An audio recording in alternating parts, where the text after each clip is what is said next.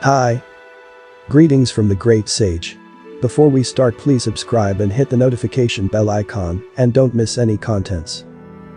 This is the light novel of that time I got reincarnated as a slime. If you haven't watched previous video, I will leave the link on the description box or you can click here.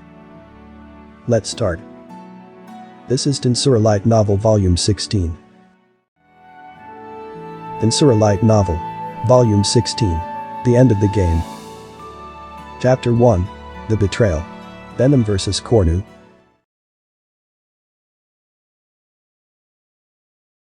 The people here are too good at ordering others around. Masayuki let out a deep sigh. Everyone in this country, including Rimuru, had the tendency to act on the spur of the moment to their own initiative. Leaving it at that, Masayuki really wished that the guys in the upper echelons would think more about others' positions and act more cautiously. Of course, not all of them were like that. "Why can't you be more concerned about me like Shuna-san?" What unintentionally leaked out of his mouth were his true feelings. If a beautiful and innocent girl like Shuna had asked him to do so, Masayuki would have had no complaints. That was why he was willing to help with the evacuation, but Ramrus interrupted him. "I want you to head for the 70th floor immediately." Ramrus ordered him to do so with indefensible momentum. Masayuki was not pleased. But then again, Ramrus was a powerful being. Not only did she have Voldora's backing, but she was one of the people who knew Masayuki's secret. No matter what he said, there was no way he could defy her. "Give it up. I don't think Ramrus-sama has any bad intentions, she just can't afford it. It's clearly an emergency situation, after all. They've even sent out Voldora-sama." A young man walking next to Masayuki responded. He had snake-shaped earrings on his ears. A rugged wristwatch and a ring of skulls on his finger were worn. He wore a leather jacket with thorns over a poisonous purple shirt, adorned with jangly accessories such as a spiked collar around his neck. His long pants with a flap skirt were made of shiny black leather, along with his boots with black soles. In simpler terms, this was what one called punk fashion.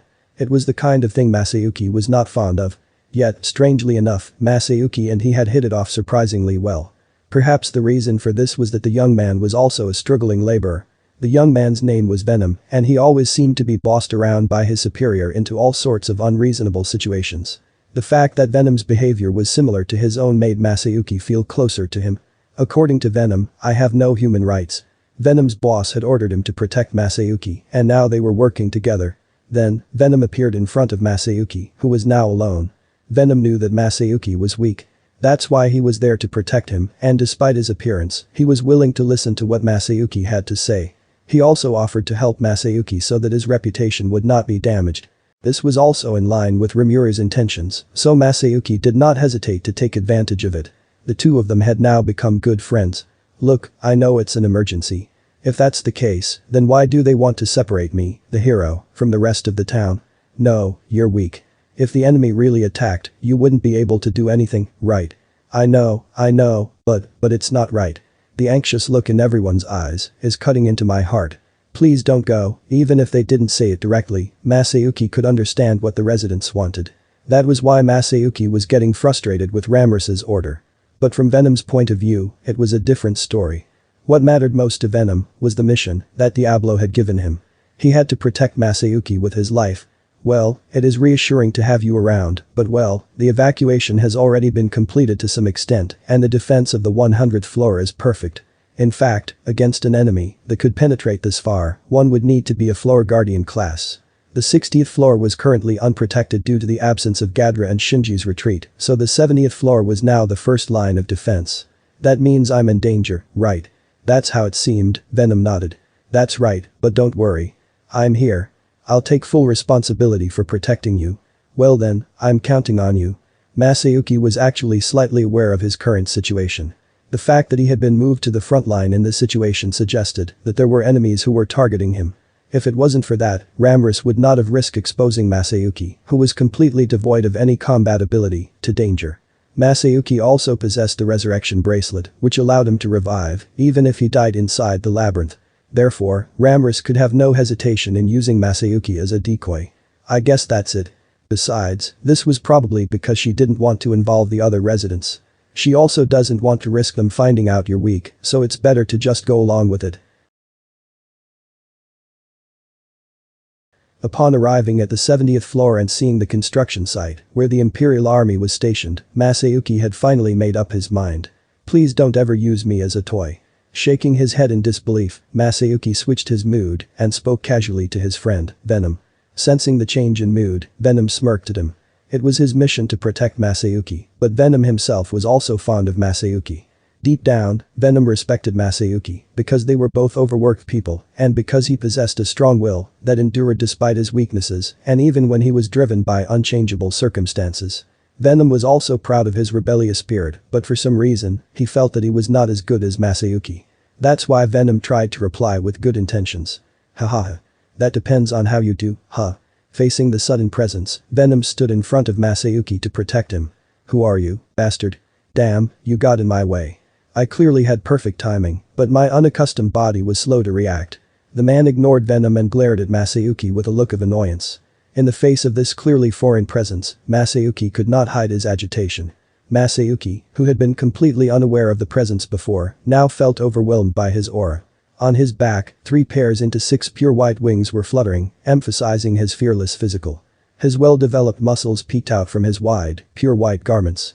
What was most striking of all were his eyes, which were like those of fierce predator, fierce and unapproachable, with a terrible ghastly light in its eyes. Don't ignore me. While shouting this, Venom unleashed an upper roundhouse kick. It was a clean conventional kick that struck the enemy in the side of the head as if it had been drawn in, and yet. Masayuki was stunned. To his surprise, the man took Venom's kick completely unprotected. It wasn't that he couldn't react, it was just that he found it unnecessary. Just a worm that doesn't even have any survival value. You're a part of those evil demons that have been standing in our way since ancient times. You have been very disrespectful to me, Cornu-sama, one of the 3 Phantom Commanders. Know your place, and die. The one who called himself Cornu held out his hand casually towards Venom. In the next instant, a compressed mana bullet was unleashed, piercing Venom with an unavoidable speed. Masayuki was distracted by strange things, such as the fact that this person referred to himself with Sama, but he rushed over to Venom to take care of him. Hey. Are you okay? Venom was still alive. He had reacted just in time and managed to deflect the mana bullet with his left arm. But even so, the damage was extensive. Venom's left arm was gone, and there was a huge hole in his left side. How can it be okay? It's hard to believe, and I hate to admit it, but that bastard looks a hell of a lot stronger than me. But don't worry, I'll definitely protect you. With that said, Venom stood up without a care in the world. He wasn't unharmed, but he was not out of the fight either. Well, that's one stubborn worm. I should be the one to kill the boy, while Zalario acts as a decoy. This is why I hate fools, they resist in vain. Seeing Cornu lamenting this, Masayuki felt like complaining to him. He had no idea why he had to be killed. Besides, he felt responsible for the damage he had caused to Venom. Venom. I knew it. That invading bastard is after Masayuki. You knew all along. When Rammer-sama contacted me, I knew it was a possibility. Well, don't worry. I may not be able to beat the bastard, but I can buy you some time. But.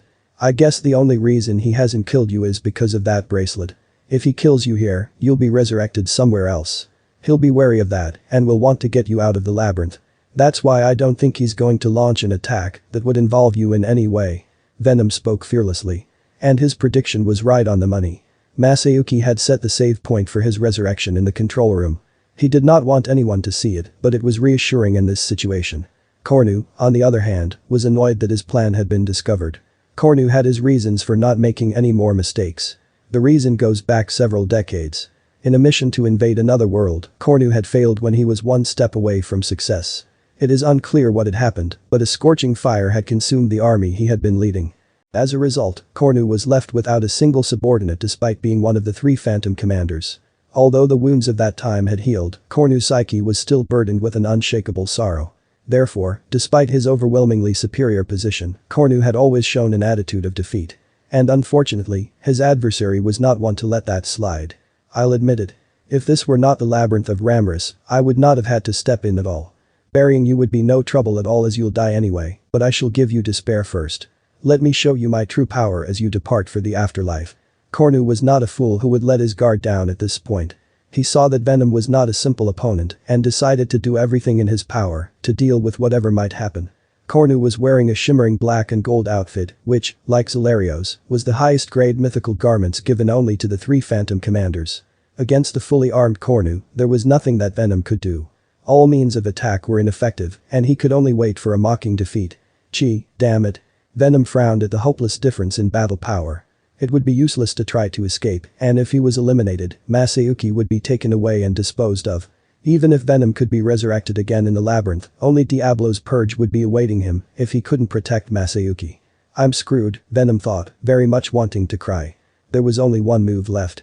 To kill Masayuki with his own hands and send him back to a safe place. There's no other way. The very moment Venom was about to make that decision. You seem to be in trouble. Can we help? Two men appeared to protect Masayuki. You are Minutes-san.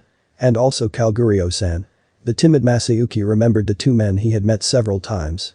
He also remembered how nervous he had been at the mere mention of these big-shot imperial dignitaries, fearing that he would be rude. Masayuki Dono, please just call me Minutes. I feel uncomfortable being addressed as San by you, who has the same face as His Majesty. But.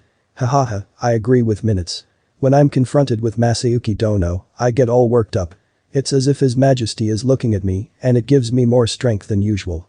The dandyish Minutes and the stern Kalgurio, his left eye covered by an eye patch, smiled so as to reassure Masayuki. Venom right. Leave the support to us. With that said, Minutes turned his gaze to Cornu. Then, an invisible force field was generated, slowing Cornu's movement. It was the effect of the unique skill oppressor that should have been lost from Minutes. Minutes, didn't you lose your power? Yes, I did. But since it was once available, it's easy to obtain it again a second time, right? Kalgurio couldn't help but chuckle at Minutes' nonchalant reply. I envy you. I've lost my sense of omnipotence. However, it's still pretty easy for me to store magicules in my emptied body. As if to prove his words, Kalgurio's strength began to swell. He quickly surpassed his limit into a rampant state, and his mucous membranes began to bleed. If left untreated, it would be fatal, but that didn't matter in this labyrinth. He was equipped with an unlimited number of resurrection bracelets that he procured from somewhere, so he didn't care about the effects on his body. You're exaggerating too much. If I can't do this much, I won't be able to show my face to the dead. Because of the two men's participation, Venom saw hope in the situation. In addition, several men came and offered to help Venom. At first glance, Venom recognized the men and accepted without hesitation. That would be a big help. Don't even think about how to take him down, just try holding him back. Got it. Things seem to be getting interesting. Now that I am here, we're safe. Just leave it all to me. The three of them were surmounters who had come out of personal curiosity. I'll give the orders. So let's move, people. For some reason, Kalgurio began calling the shots, and no one objected. After receiving the help of 5 people, Venom, in a supported state, began an offensive against Cornu. You little worms. Don't get carried away. Cornu was furious, but he didn't lose his cool. While controlling the strength of his strikes to prevent Masayuki from escaping, he began to move in order to eliminate the enemy one by one. Surprisingly, however, the impromptu team worked well together. Taking advantage of Cornu's inability to use large-scale destructive attacks and the surmounter's invulnerability, Kalgurio devised a plan that would cause the least amount of damage. The 6 of them, including Venom, made up for the hopeless disparity in their abilities with tact and courage, and succeeded in buying time by following one another. Then, taking advantage of the opportunity, Masayuki, this way. Hurry up and get out of here. As long as you get to the research facility, you can get to the other levels, right? It was Bernie and Jiwoo who called out to Masayuki. Why you guys? I'm sorry. I would love to apologize properly, but I guess now is not the time. In any case, you should follow me. Wait. What's Jiwoo going to do? Apparently, Bernie intended to be Masayuki's bodyguard, but Jiwoo hadn't moved from her spot and was casting some kind of magic spell. Yeah. You don't have to worry about me. I will disguise myself and pretend to be Masayuki to confuse him. The one who turned around was Jiwoo, who had transformed and now looked exactly like Masayuki. Hurry up. It looks like he is refraining from attacking you, so Jiwoo's plan should be able to get around him. We'll take that opportunity to escape. Apparently, that was part of the strategy they had come up with before getting here. Those who had rushed to support Masayuki were standing around, so that Cornu could not see the moment Jiwoo transformed into Masayuki. Although Masayuki was hesitant, it only lasted for a moment. I understand. I'll only drag everyone down if I stay anyway. He could only reluctantly agree to the plan. That's all for today. Hope you guys enjoy this video. Please check my other YouTube videos. And don't forget to like, share, subscribe and hit the notification icon, and don't miss any updates.